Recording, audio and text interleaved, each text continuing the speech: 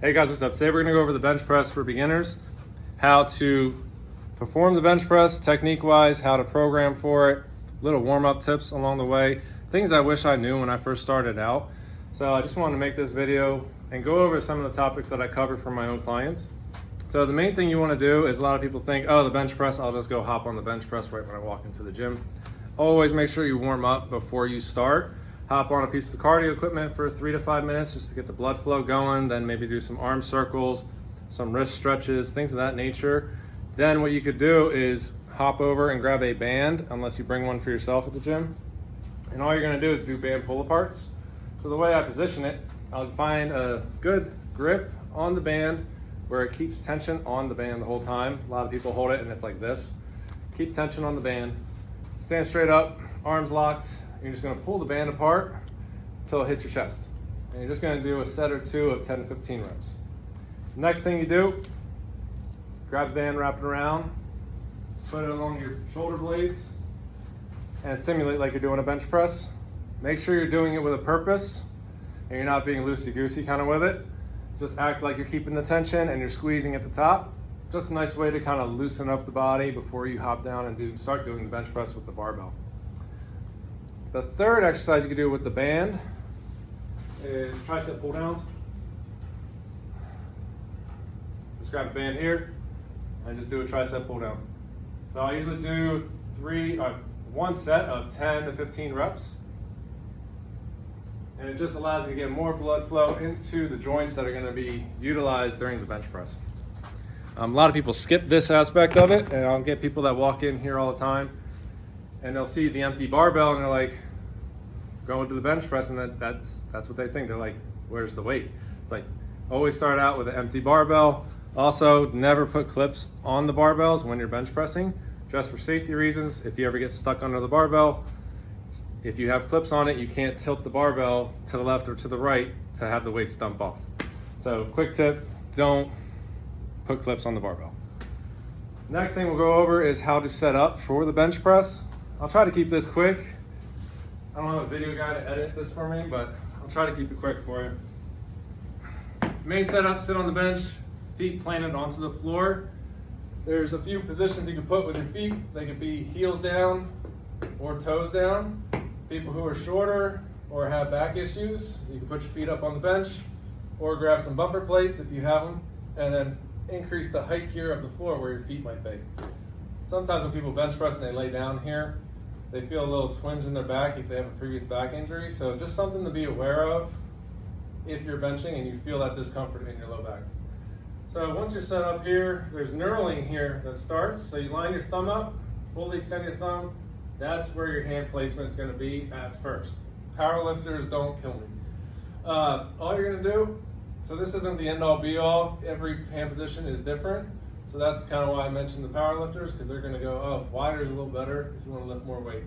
So all you're going to do, line your thumb up here, wrap your hand around. You can do a false grip, which is what this is, where your thumb is sticking out, or you wrap your thumb around. For safety reasons, I always say wrap the thumb around. Once you have this position set, you're going to shrug your shoulder blades together, lift off. Once you're set up, you're going to try to act like you're bending the bar. And basically, you can see my elbows, if you can in the video, they move slightly inward. Once you do that, you're ready to go down. Bring it down just about an inch or two above your sternum, and then press back up. Once it touches your chest, explode up on the way up. So you kind of want to have it be controlled speed. So controlled on the way down so it doesn't just crush you. But as soon as it touches your chest, you're trying to move as fast as you can. All right? Now, one of the big things you kind of notice is that my elbows do not flare out like this. They're staying tucked in. I like to bench press with my head up, but there's really no right or wrong when it comes to that. If you're a power lifter, yeah, it depends on the federation where you have to keep your head on the ground, on the pad. But for me, I like to keep my head up. It's just a habit I have. But if I ever got into a powerlifting competition, I would train myself not to have my head pop up like that. But that's the main thing, is aim for your sternum, like an inch or two above your sternum, right here. And basically, that you want to aim for the same spot each time. All right? So that's kind of the setup you have there. When it comes to the flaring of the elbows, when you're bench pressing, you kind of want to keep your elbows in like this, not flared out. When you flare them out, you put more strain on your shoulder. A lot of people make that mistake. So when you're bench pressing, it's like, oh, this feels great. I can lift more weight, all that kind of stuff, but you're putting a lot of tension right here. I know we see a lot of bodybuilders kind of bench like that, but they might be training for a different purpose. They are training the muscles in different ranges of motion, so they might be flaring their elbows out that day with a lighter weight to target different aspects of the chest. So when it comes to general strength training and just wanting to get better in the bench press, like aim for this spot here, elbows slightly tucked in. Think of it as if you're gonna push somebody, you're not gonna push them like this. So elbows flared out, you're not gonna push them like that. You're gonna push them like here. So if you're a football player or anything like that, elbows are gonna be tucked inward. So think of that whenever you're bench pressing. Elbows tucked in as opposed to flared out. When it comes to programming for beginners, the main thing I'll tell them is always warm up with the barbell first, if you're able to do the barbell. Now, when it comes to beginners, our starting weights for men, for let's say 3 sets of 8, can vary anywhere between 65 to 115 pounds. All depends on the person, where their starting level is. For women, it can vary from 25-pound barbell up to 45-pound barbell for 3 sets of 8. I've had some clients that can't do any barbells yet. They needed to work their way up through with dumbbell work. So just to give you an idea of what the starting weight might be for 3x8 when it comes to the bench press. Next thing I'll go over is the warm-up sets and the type of warm-up sets I'll do. I usually do sets of 8 with the barbell, then I'll throw on my first warm-up set. So let's say if you have a 135-pound 1 rep max, you might do the bar for sets of 8, 55 or 65 pounds for sets of 5, and then you put on 75 pounds for your 3x8. Just to give you an idea if your max is around that 135 mark. Let's say for here, I'll start with 115 for 8, maybe bump it up 30 or 40 pounds, then do a set of 5, then do a single. That's usually the rep range I'll do for my warm-up sets, is do 8, 5, 1, and I'll try to space them out and get the weights right so I don't fatigue myself too much. But as you get stronger, you're gonna have more warm-up sets. Now, if you are getting fatigued on your warm-up sets, then you're not doing your training properly and you do not do enough cardio, and you need to work on that. So I'll see a lot of powerlifters mention how they keep the rep ranges really low for their warm-up sets. Now, they might squat 500 pounds. Not many of us do over 500-pound squats or over 400-pound bench presses. So they may have a lot more warm-up sets, so that's why they keep it low rep range. But keeping it in that 8, 5, 1 kind of setup. So let's say if you're a 300-pound bench presser, you'll do 8 reps on the barbell, 8 reps with 135, 5 reps with 185, and then a single with 215. And then you'll do 3x8 or 3x5 with 225, 235, or 245, something like that. So just to give you a ballpark idea of what a warm-up set looks like. Now, here's again the setup. Feet on the floor, you lay back. Basically set up like this, arms, or hands lined up with the knurling. Wrap your hands around, shrug your shoulder blades together. You lift off.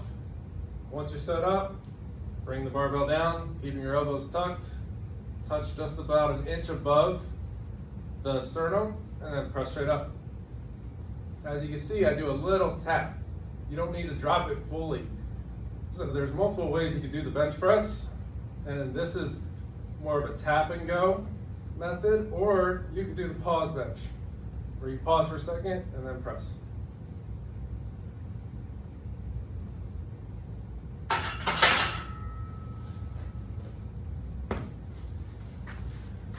So overall, I think I covered most things that I cover, especially in the first session or two with my clients. But hopefully these tips help you out. When it comes to frequency, I would probably say to bench press, do a chest workout twice a week. One day where it's maybe a volume day, 8 to 10 reps with 3 sets, let's say, with 65, 70 65 to 70%. And then a strength day where you do sets of 5, just to start out, like a 3x5 and then work your way up to 5x5. One of the mistakes I made was thinking 87.5% of my 1 rep max is the weight that I use for 3x5 when I was younger, and that's not the case. The rep ranges and percentages you use for your sets of 5 are actually probably closer to that 75 to 80% range, and your sets of 8 or more reps, let's say 8 reps, is probably closer to 65, 70% when you're doing multiple sets. The reason you do that is because you do not want the weight to get too heavy for you. So talking this much is making me tired. Basically, all you're gonna do is, when it comes to programming, you want your first set to look like your last set. You don't wanna have it grinding out and beating you up, especially on the heavier stuff or more taxing lifts like the squat and the deadlift. With the bench press, you can kind of get away with it, same with the overhead press, but you want each set to look the same. So keep it moving smooth. It challenges you, but move smooth. So you want that last set to look the same as the first set, especially if you're doing 5 sets or 7 sets, depending upon where your fitness level is. So I hope these tips helped you out. I'll make more videos like this of how-tos for beginners and so on as I get better with this stuff. So thanks for tuning in. If you have any comments, just leave me a comment of what videos you might want me to cover. And yeah, see you soon.